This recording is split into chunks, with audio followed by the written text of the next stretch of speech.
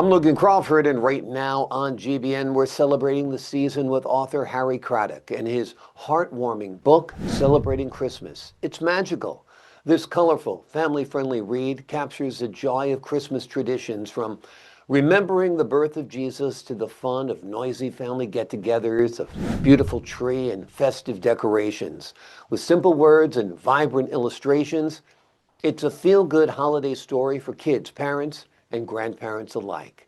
We're delighted to have this very talented author join us here today. We thank the team at Atticus Publishing for helping us put him on TV today, and we ask viewers like you to support authors like him by subscribing to our channel and by purchasing his wonderful book. The links are below this interview. Harry, great to see you. Thank you so much for joining me here today. Thank you, sir.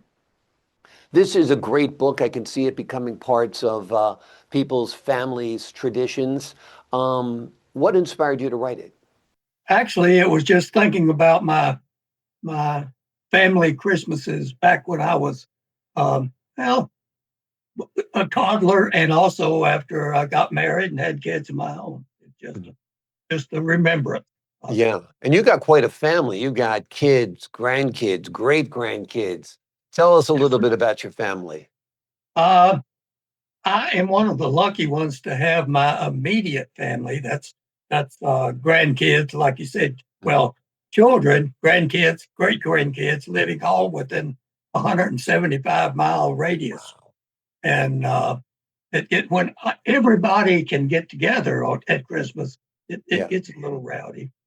That's awesome. That's great. Because so many families are spread out nowadays. You got one person in Hawaii, another one in Alaska, another one in New York. Yes. And you see each other, every other decade. So it's nice that you guys get together frequently and get to celebrate Christmas like you have over the years. What does Christmas mean to you? Obviously, it's the birth of Jesus, first and foremost.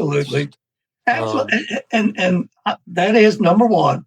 Yeah. But the getting together of your kin folks and friends and stuff, just when I go around the city here, even at Christmas, just seeing everybody smile and laugh and so forth. But the family echoes in there really, really loud. Yeah. Yeah. Growing up, Christmas had so many great traditions. Where I grew up, there was a Christmas parade and people would be shopping on Main Street. And like you said, walking around with big smiles on their face and greeting each other. Life has changed a lot. You don't necessarily see the big decorated streets anymore. The Christmas parades sometimes are few and far between, and people order online instead of shopping in person. Absolutely. And so a lot has been lost over the years when it comes to Christmas celebrations, don't you think? Yes, sir. Yeah. Yes, sir. The ordering online, I think, is the biggest thing. Yeah. You don't see as many people in and out of the stores, the block stores, as they say. Yeah, and it used to be fun. You'd run into people you hadn't seen in a while, get to wish them a Merry Christmas. One of my friends always said, get dressed up when you're going Christmas shopping because you never know who you'll meet. And he was very, very right, because that night we ran into each other. So there he was proof in point, that's for sure. Tell us about your book. What will folks find when they open up the pages? Well, the first thing, especially for smaller children, I have a great granddaughter who is just 4 or 5 years old. She can't read, but she saw the book and her eyes just got as big because of the color, because of the vibrant colors in the illustrations. But then when she could follow along, as I read it to her, and she was all big-eyed and so forth. But then when the kids start to get to reading, get to the point where they can read it themselves, then they come into, oh, really? They didn't. They saw the pictures and stuff while they were small, but yeah, exactly. So it's kind of a one size fits all, because when they can't read, they can enjoy the pictures or having their parents read the book to them. Absolutely. And then as they get older, they're able to read it themselves, which is great as well. What do you want kids to understand about the birth of Christ?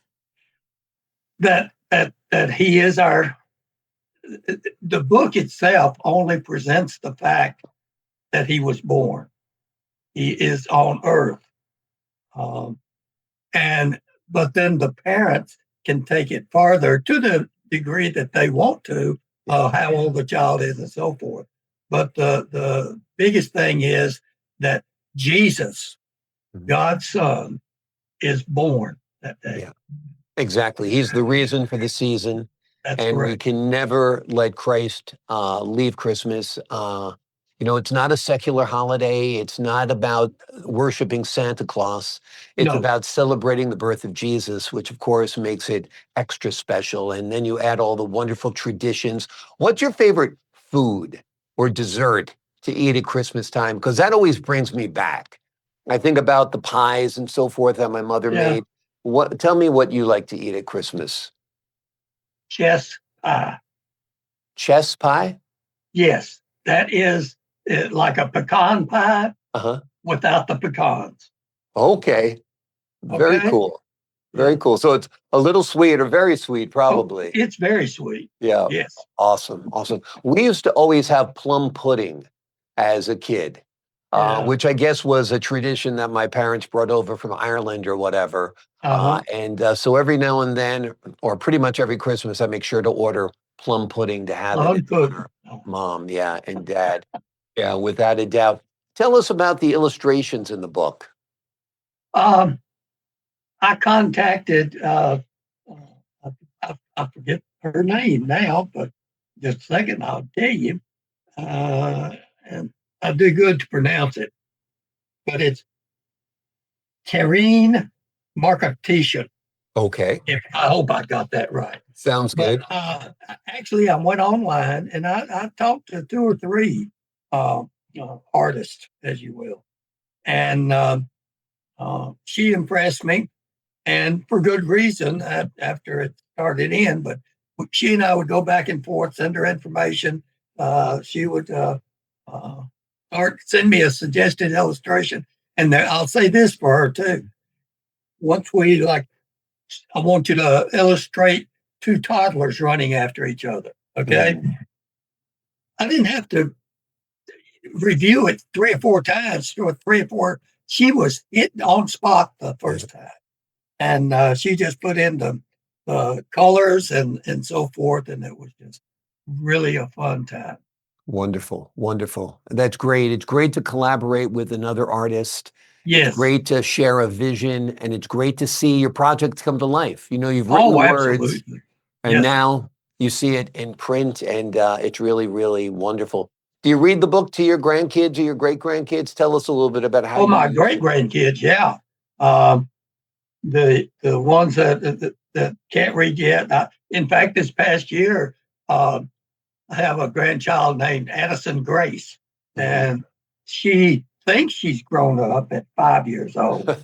And but I read it to her, and she just really sat there and enjoyed it. Yeah.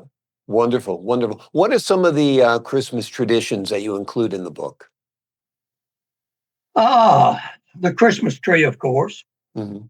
Um, the one thing that started it all, my thinking of it was I remember my mom and dad, all the grandkids would be over, and by the way, that was grandmother and big daddy to all the grandkids. So they would be over there, and they would running through the house, not rambunctiously, but just going through the house and chasing each other a little bit. And my dad loved, having fun, and he would just grin real big and look at. And Mama would, she's cooking now. She's got breakfast to cook and for everybody, and they run through there and bother her, and she kind of looks at them over her glasses and kind of pursed her lips like that. That was the first thing. And in here, that's one of the things. Toddlers running all over the place, mom's pursed lips, dad's grin on his face. Um, so it just started from there. And I started remembering all the different things we did. And little blurbs kept coming in my mind. The second thing that I thought of it as a blurb was uh, uh, go play with new toys, sing all the old songs. Yeah. Didn't even think of it now. Yeah. Jesus is born. Anyway, Yeah. that's the last ones in there. And then it just came back. The things started popping in, and it would take me, it took me probably 9 to 10 months to come up with all the rhymes that I was satisfied with. Wonderful. And Wonderful. then it was then that I contacted the artist. Awesome. Well, that was fun work, I'm sure, recalling all Yes, of that, writing the rhymes and so forth. yes.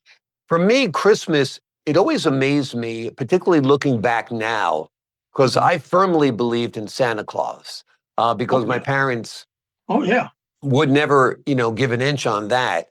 Yep. But that they were able to pull off such a big Christmas because we didn't have very much money, Right. Oh, and yeah. yet they were able to fill the tree with presents and trains and all of that great stuff. So Yep. it really was a little bit of a Christmas miracle each year, don't you think? Absolutely. Yeah. Absolutely. Yep. I The love the Christmas nickname for tree, your grandfather, Big Daddy. That's a Big true Daddy. Southern. That was my dad. That was Yep. my Oh, that was your dad. dad was Big Yeah. Daddy? He was Okay. Big Daddy to all the grandkids, Okay, my wonderful. kids and my two sisters' kids. Yeah. Did you call him BD or just Big Daddy? No, Big Daddy.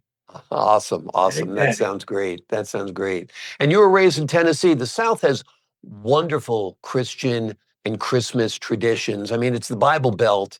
And, I lived in Atlanta for a number of years and I loved spending Christmas in the South. I thought there was something special about it with the pines and the snow that you would get from Oh, time to yeah. time, right? Yeah. Yes, sir. Yeah. Yes, sir. We had, instead of pine trees for Christmas tree, we had the evergreens, cedars. Mm, okay. That was Yeah. just our thing. That's what my dad would go. We would go out, cut the tree, come home, and he had a gallon bucket. Mhm. All right, maybe it was a 5 gallon bucket. I don't know, but anyway, this big, and would stand the tree up, and then would put rocks in Mm, it and hold it up, and then of course you had to water the tree, yeah. and of course, mom and dad are not going to get under the tree to water it. That was me. Yeah, exactly, exactly. So you wouldn't go to a Christmas tree farm or something, you just go into the woods No, and cut down a no, tree. we'd go out and cut our own. Yes, sir. Wonderful, wonderful. That's a great memory. Cutting down the tree is a lot of work. You get Yep. very cold doing it, but it's well worth it. That's the thing. Everything you invest yourself in, that's hard, that's difficult, that you push your way through, it's appreciated so much more than the things that come easily to you, Oh, right? absolutely. Yeah, Yes, yes, sir. yeah. You talking about where we got it from we bought the tree from a tree farm. When I was a junior in high school and I was a junior class president, that was our one of our fundraisings. Mhm. We went out and cut trees down and brought them back. Put the wood on the Yeah. bottom and had sold them. And I remember selling them for Wow. a Amazing. dollar, and we made money. I mean, because Yeah, labor was exactly. free. Amazing, amazing. Now, the Christmas trees around me this year were selling for $80. So it's gone up. Inflation has hit the Christmas tree market Yes, sir. too. Yes, sir. Well, Yes, now sir. that you've written this book, are you thinking about writing any other books? Uh, I really haven't. I'm 82 years old, and I guess I'm a little lazy. I got my own set of things that I do every day. Now, I did write a book before this. Mhm. I wrote an autobiography. It's called "According to Harry." So that was on the market back in, I don't know, 2016 or 17, somewhere in there. Sounds great. We'll look for it according to Harry. Let me ask you this, Harry, before we leave you today. Okay. Looking back at that book, according to Harry, what's the best bit of life advice you would give to folks today who are starting out? Stay close to your family. Mm. Talk to them. Call them. I'll tell you this. I have a tradition that I started back in 2016, and it's been going on every night of every week of every year since then, and it's still going. Um, I send a GNLY to all my children, grandchildren, and great grandchildren. Yeah. GNLY stands for good night, love you. Yeah. And they answer back. And, you know, today's things, you say, well, all you got to do is just touch it. Well, I send it 19 times. And I don't care. I don't text GNLY each time, but that simply means that I am touching every one of them and they are touching me. Yeah. And that's the biggest thing I think that I would tell people. Do something to stay in touch, stay close to your family. Yeah, absolutely. Absolutely. They're the ones you need most when the going gets tough. And they're also great to have around during the good times as well. That's for sure, Betcha. Harry.